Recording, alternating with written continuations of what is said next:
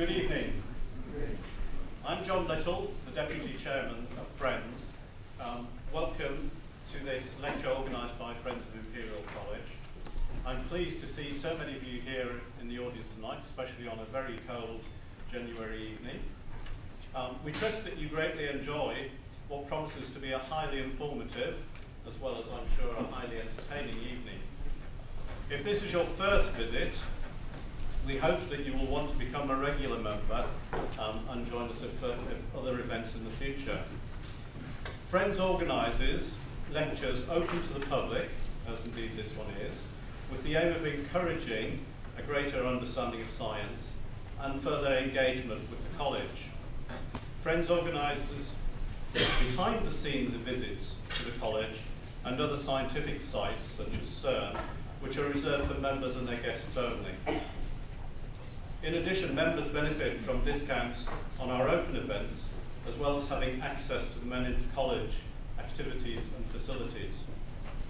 We're financially independent of the college, which is why we charge for our events. However, we are particularly appreciative of the support we get from Winton Capital Management, several of whom are in the audience tonight and are often regular attenders at our events. We support college students through our donation to the Rector's Scholarship Fund, and our contributions are based on how many members we have. So if you're not already a member and would like to join us, you'll find leaflets outside on the desk as you came in, or you can find out more information on our website. And now let me introduce what you've all come here for this evening, tonight's event, a performance perhaps rather than a lecture on the amazing quantum worlds, led by Dr. Simon Foster and his controlled dynamic quantum group. A mouthful, it's on the screen. Simon studied physics with space science at the University of Southampton and stayed on to undertake a PhD in solar terrestrial physics, specialising in solar variability and climate change. So, amongst us here tonight, he is the qualified rocket scientist. Simon has taught science and astronomy in primary and secondary schools, as in currently the outreach officer for the Department of Physics at Imperial College London. Simon competed in the 2009 Fame Lab competition, winning the London heat and coming third in the national final held at the Cheltenham Science Festival. Since the competition, Simon has talked at various science and music festivals around the UK, as well as presenting TV and radio shows on BBC and Channel 4. With him is the Controlled Dynamic Quantum Group. Simon will now introduce us to the amazing quantum worlds and to his team. So can I ask you to please give him a very warm welcome.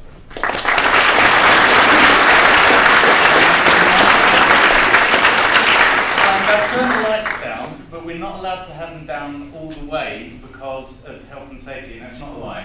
Because some of you might actually, there'd be people falling down and breaking their arms in between, so we're not allowed to turn the lights off under any circumstances. So, yeah, that's that out of the way. But my name's Dr. Simon Foster. I'm the Outreach Officer for the Physics Department and also the Centre for Doctoral Training here at Imperial College. In part, one of the groups involved in that is the Controlled Quantum Dynamics, or CQD group.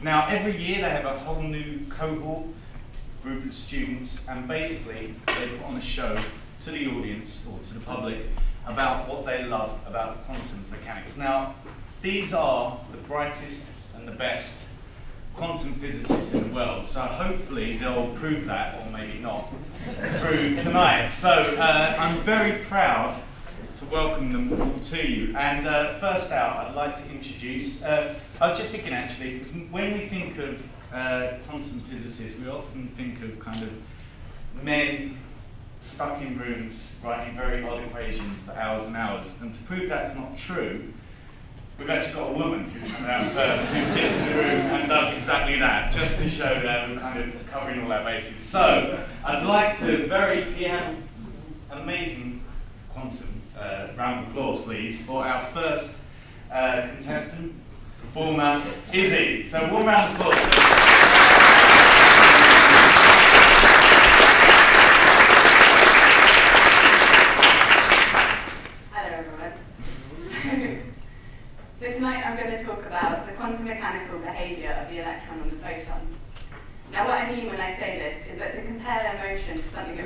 our everyday life is completely crazy. An electron behaves neither like a wave, like the ones we see in the ocean, nor does it behave like a particle, like bullets from a gun. But actually, when we compare it to these two familiar things, we find that it kind of behaves a bit like both. And I'm going to use this experiment, called the double slit experiment, to show you the quantum weirdness of this particle. So let's begin with classical particles. And I'm going to use the analogy of bullets. Now, the experiment is always the same setup. We have a source, and in this case, we'll call it a machine gun. And then at some distance from the source, we'll have a screen made of armor plating which blocks the bullets apart from these two holes. And then again, another distance away, we have a screen at which we place a detector, let's say a box of sand, where we can collect the bullets. So we start off, the first thing to notice about bullets is that they arrive in lumps. In my bucket of sand, I always get units of bullets, so 1, 2, 3, 4. Never half, and the bullet is either all in there or it's not. So this is the first property, it comes in lumps. Now actually, at the detector, what is it that we measure? So if I leave my machine gun running for an hour, let's say, I take my bucket, I count how many bullets, and average it. This is what we call a probability of arrival. And if I do this over the whole length of the detection screen, the pattern that I get is this. Now, to analyze this curve, what we firstly do is cover one hole and then cover the other. And actually, rather nicely, is that we see that the number of bullets from one hole plus the number of bullets from the other actually sum together to make the distribution we see when both holes are open. So particles, to summarize, they come in lumps. We measure the probability of arrival, and the number of bullets in hole 1 plus the number of bullets in hole 2 is the same as when both holes are open, or we call this no interference. So then we're done with particles, let's move on to waves. So in this case, we have something heavy jiggling up and down in the water. And then at the screen, we have, let's say, boats or jetties. And then the detector here will be a little cork sitting on the surface, which when it's agitated, we'll be able to measure this agitation. And this will be proportional to the energy in the wave. So we have the waves going there, and the cork is bouncing up and down. And the first thing we notice is that actually, if we maybe move our source a little bit, only slightly, the cork will move only slightly. And so we see that the cork moving is actually proportional to the energy, and this energy can take any value. And so what we're actually measuring is what physicists call the intensity. Now, when we measure this along the whole length of the screen, as we did with particles, we get this rather weird, different-looking pattern. Now, you may think, how does this occur? But actually, this is well explained by something we call interference. And I've got a video here. So the 2-point sources at the top represent the waves going through the slit. And each hole has some ripples coming out of it. The ripples are made of crests and troughs. And if we take a point exactly in between the two holes, we have two peaks, two crests meeting each other at the same time. This creates a lot of jiggling and a peak of intensity. We move slightly away, and one of the waves has to travel a bit further, and so has gone over its crest and is now a trough. We have a crest and a trough arriving at the same point. And the water is trying to move up and down at the same time, and we get a dip in intensity. And so on and so forth across the whole length of the screen, which gives us the pattern we see. Now, if we do what we did with particles and cover one hole and cover the other, it's not the sum. And this is what interference is. It gives a pattern which we don't expect. So to summarize waves, they can take any value, we measure the intensity, and the intensity from hole 1 plus the intensity from hole 2 is not the same when both holes are open, or it shows interference. So finally, electrons. And the case for electrons is exactly the same as photons. So I'm going to just use the analogy of electron. The electron leaves its source, travels towards the screen, and what happens? Well, what we actually measure are clicks. Clicks from a current source. So we hear click, click, click. And if we slow down our electron source, the clicks get further apart, but it's still the same click. They're identifiable objects. And this is the same as particles. So the first property of an electron is it comes in lumps.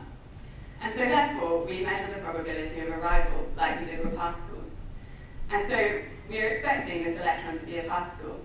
And so we expect to see the two peaked intensity distribution that we saw with particles. But actually what we see is this. It's really, really weird and was very unexpected when it was found. So the electrons arrive in lumps like particles, are distributed on the screen like waves. And this is what physicists call wave-particle duality. And you will see throughout the rest of these talks that physicists can pick and choose when they decide to interpret electrons and photons as particles or as waves, depending on the context. And so this is really like an unexpected phenomenon that was first observed in the 19th century, and it kind of is really weird and quantum. So this is what, yeah, this is it. Cool. So thank you very much.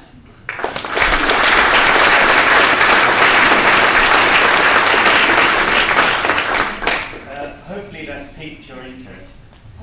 Look, there's 9 more, so you must get used to these terrible puns, okay? So, right, perfect. So hopefully that's kind of got your interest. So next on, we're going to introduce the next performer, and that's Zack. So we can warm round of applause, please, for Zack.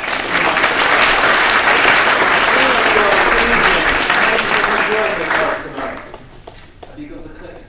On the side. Thank you. Which side? This one. Excellent. Right, now we'll begin. Okay, so I'm going to talk to you tonight about lasers.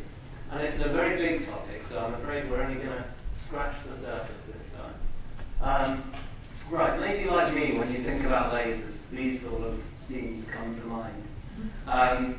But you're probably not surprised to know that lasers aren't only for blowing up planets and making Sean Connery feel uncomfortable. In fact, the use that we're going to talk about today is more like this scene from the critically reviewed film of 1997, Batman and Robin, where Mr. Freeze froze Gotham City. We're going to be talking about using lasers for cooling. Now first, what do we mean by cooling? Well, when we cool something down, what we're doing is we're removing energy from it. So when you remove energy from something, it tends to slow down. So we'll be equating slowing down and cooling in this. And that's similar to the expression freeze. When it's used by, say, a police officer, hopefully not to you, it usually means stop. And that's the sort of thing we're going to be talking about. And why does this interest us, quantum physicists, or controlled quantum dynamicists? The reason is that we like working with atoms, which are pretty much the fundamental building blocks of visible matter. And atoms are pretty much the most quantum thing you can get. And with them we can make things like atomic clocks. That's not an atomic clock, but they look better than the photos I could find then, so I use that one. And atomic clocks are used to define the measurement of time itself. Also quantum computers and Bose-Einstein condensates, which we'll hear a bit more about later on. And so, we're trying to work with atoms, we're trying to control atoms, because we want to control quantum things. But the problem with atoms is they're rather small. And the thing is with small things, that even when they're quite cold, they still end up moving very fast. So you can think of this like pushing a car and pushing a bike. If you put the same amount of energy into pushing both of them, the bike will end up moving a lot faster. And atoms are much smaller than bikes. So they end up, I mean, even if you put an atom in a freezer, it's still going to be moving at the speed of a passenger plane or a maglev train, which is pretty fast. So trying to control these is very difficult. It's very hard to control something that's moving fast and is very small. As any of you who tried to catch a fly with chopsticks will know. But fortunately, this is something that we are able to do. But if we think of this, if we go back a bit and we think, right, we want to stop something, we want to slow it down, what can we do? Well, we've got a couple of options.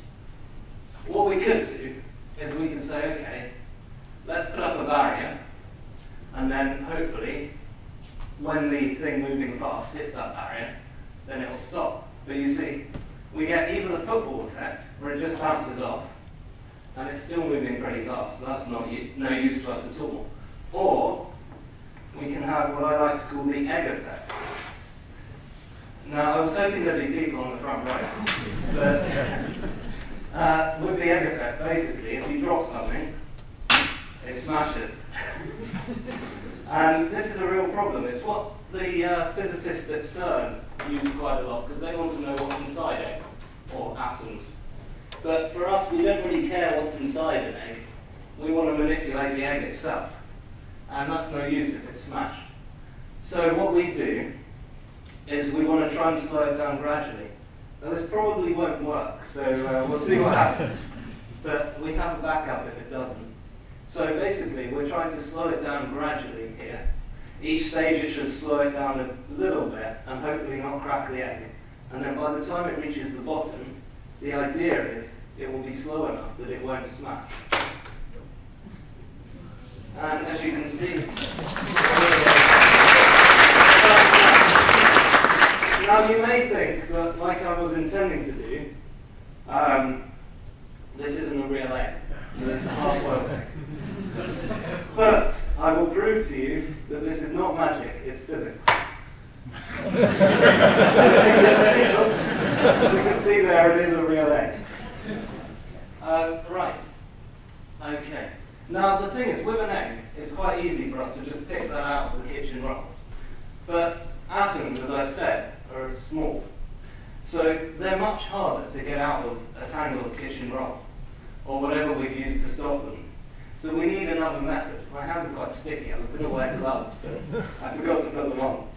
So, right, anyway. Well, so our problem is that if we use a method like this, we end up with our atoms tangled up with other things, which isn't very useful, because then we've got to separate it, and that just makes our job harder. So what we really want to do is something that will slow it down and then move away and leave the atom alone, so that we can then work with the atom and not have to worry about anything else. Fortunately, there is something that has that effect. This is a video for when it didn't work, but fortunately it did, so we don't need to watch that. So fortunately we've got light. Now, you've heard Izzy's talk, so you know about waves and particles and stuff like that. But basically we can think about light as little lumps of energy that we call photons. And each of these lumps carries momentum, so it can impart force, give energy in the opposite direction to the way the atom is moving. So we can pelt an atom with these photons and then gradually slow it down, which is exactly what we want to do. And the great thing about these photons is they interact with the atom for a bit, but the net effect is they hit it and bounce off. So we end up, every one that slows it just bounces off and we've got rid of it, which is great for us because we've got no problem with the photons. They're all gone away. And you might think, well, you said it was laser cooling. Why don't we just use a light bulb? That produces light. And you'll be right, it does. But the reason we use lasers is if you look at the light bulb, or even at the bulbs around here, you'll see the light spreads out in all directions. So a lot of that light's wasted. It's not very focused. And that means we need a lot of light bulbs to stop even individual atoms, which isn't much use. Whereas with a laser, they're very focused, as you can see with my laser pointer here. The shaking is due to me. That's just nerves. But if I was stable, then that would just be 1 point on this screen. So they're very focused. So we can, instead of having all these light bulbs, we can just have one laser. And it means you can stop an atom in centimeters, even if it's moving at speeds, well, pretty fast. Now, we're going to try a little demonstration. The usual one is to stop a lorry using tennis balls. So the small impacts of the tennis balls. Unfortunately, I spent all my budget on eggs. So we're going to have to go a bit low-key. We've just found a few things lying around the physics department, and we're going to try and mimic the same thing. So I'm going to have to ask you to all wear some safety goggles, unfortunately, because of health and safety. Well, it would be ideal if all of you could, but we don't have many. So I'm going to hand them out to the lucky few of you each. Considered worthy of protecting your eyes. You might be right, guys. Sorry, I'm not picking on you. So we're going to imagine that this is a laser, and the discs, you probably can't see them from there, but it's got little discs in, and these are our photons. And we're going to shoot Steve. He'll be our atom, and he'll come in a bit. Right, I'll put that down. And Izzy, if you could send in Steve, please, and we'll try and slow him down using laser tools. So this is Steve, he's getting a bit stuck in the doorway there. But you'll see that when we shoot him, we can actually change his direction and cover your eyes if you haven't got this. But we can actually, he's getting a bit, I think he likes you over there. There we go. And you can see the light's going into the audience. But we can actually stop this forward motion using our photons, and I'll grab them before it escapes. So thank you, Steve, for that demonstration.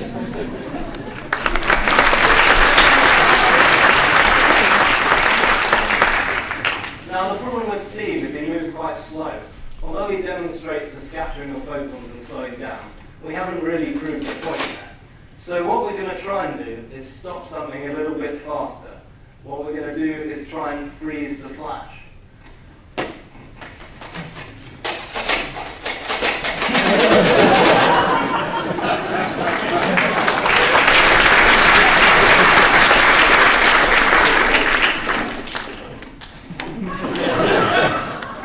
Okay, well thank you all for coming. I hope you have a good evening. And I'll hand you back to Simon whilst I clear up some of our photons.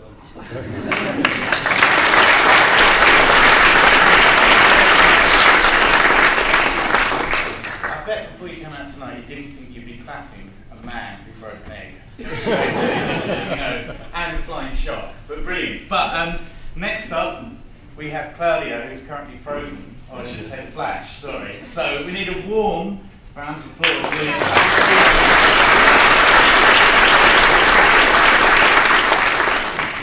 Well, good evening, everybody. I'm the Flash, and I'm here to explain to you what is quantum tunneling. First of all, you might think, well, quantum tunneling is a very hard word. Why should I care about it? Well, the world nowadays would be entirely different if quantum tunneling didn't exist. First of all, quantum tunneling warms up the sun. It's responsible for the nuclear reactions that happens in our star. Second of all, it's responsible for radioactivity, a process discovered by Marie Curie more than 100 years ago, but now plays a crucial role into, well, bringing electricity to our homes and also like to cure some diseases like cancer. In 1957, Sony began the constructions of the so-called tunneling diodes. Those diodes made possible to produce the technology that we use nowadays. Ultimately, scientists used this instrument called the scanning tunneling microscope, which was developed by IBM more than 10 years ago. And it is a very important tool to image single atoms. So, why am I dressed up like this? Well, in 1963, the issue number 123, which now costs like £100,000, appeared with a man running through a wall. Now, the man was the Flash, and why it was possible, it was because this man was traveling very, very fast. And this is actually correct. Quantum mechanics tells us that if we travel very fast, we can actually tunnel through barriers such as walls or other things. How does it all work? Well, in the classical world, particles would just bounce back from walls. That's based on our daily experience. However, in the quantum world, electrons can tunnel through barriers.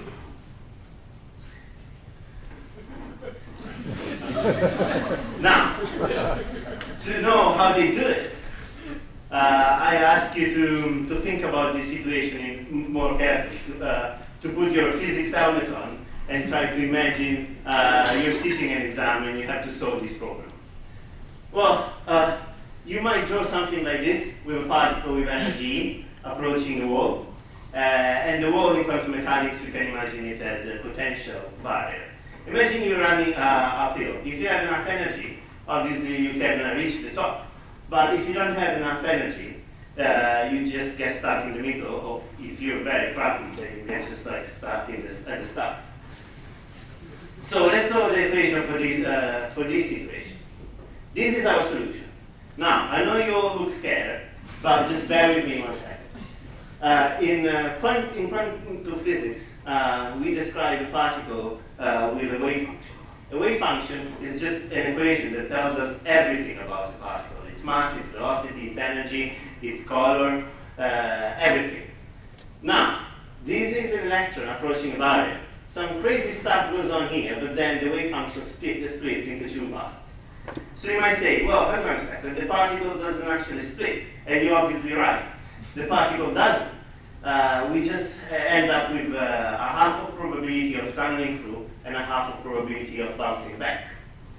How can we increase the probability of tunneling so that we have 100% probability that if I run fast through a wall, I can actually pass through it? Well, this is the equation that relates to the tunneling probability.